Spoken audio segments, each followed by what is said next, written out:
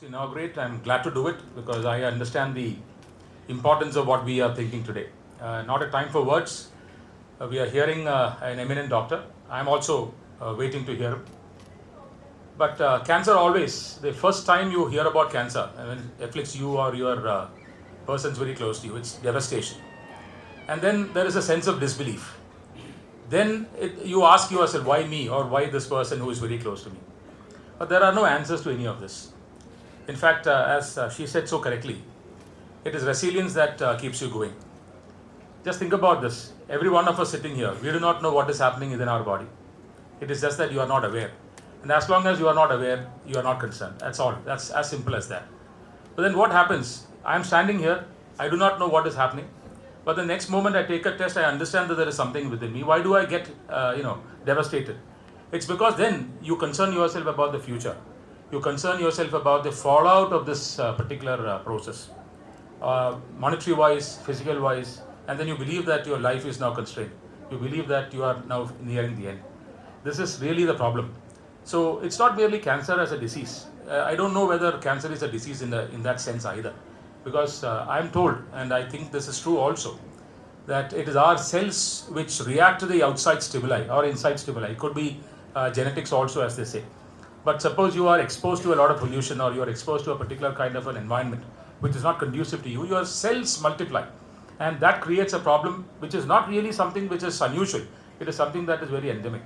So there are so many causes for cancer. We do not know what really is the cause for cancer. We do not know how many of us sitting here in this hall are now likely to affect it or are already affected by it.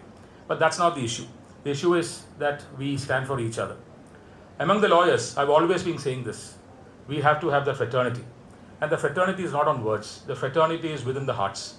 I joined the bar in 1991 when the fraternity was really true.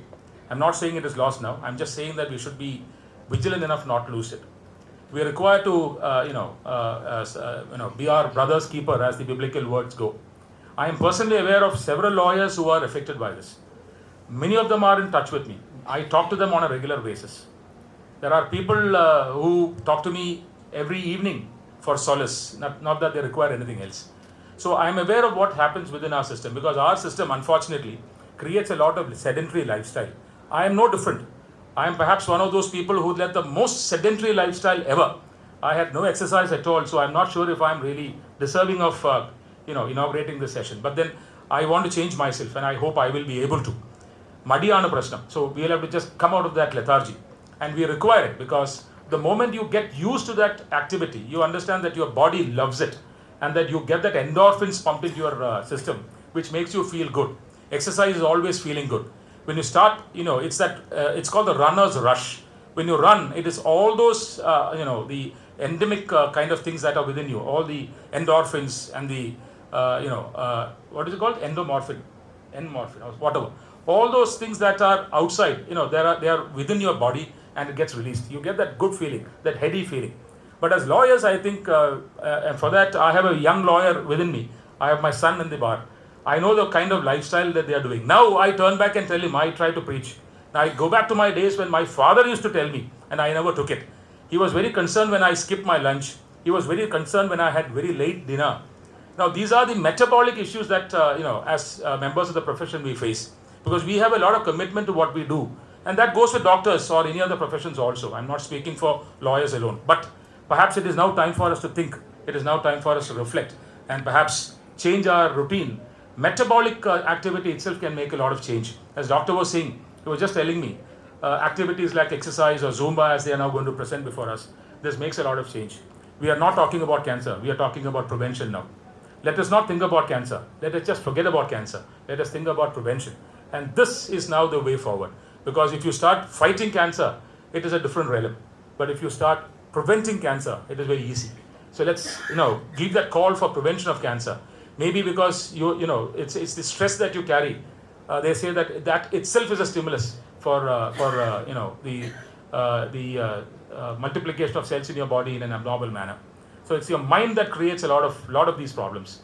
And even when patients come to me, I see there are patients who are so resilient because of their strength of their will. I see that they get better much, much quicker in comparison to patients who take it very despondently. So it's all in the mind. It's a lot of support systems.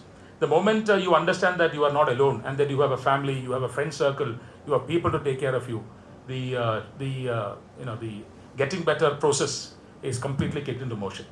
I'm not really good at speaking about it any further, though I have been associated with people who are either suffering or people who are in the process of evaluating it through processes. I think it's now time for us to reflect on what we are doing and possibly give yourself 1 hour every day. I'm the worst person to say this. I don't give myself even 10 minutes for that. But then we must. I take that oath along with you. It's now time for us. I don't know whether I can do Zumba and all that. But perhaps, as they say, walk 45 minutes in the morning and half an hour in the evening. That really is possibly the most potent prophylactic to most of the diseases, not only cancer, against diabetes, against metabolic abnormalities, fatty liver. Fatty liver is something which many of us will have because of the kind of lifestyle that we maintain. So I believe that this is a very meaningful kind of a discourse, and that is why I took that opportunity of being here, though I am completely unsuited to inaugurate a session of this nature because of the kind of lifestyle I've always maintained. But I promise that I will make a change, and I'll stand with you when you also make a change. Let's do it together and cause a change. Thank you so very much.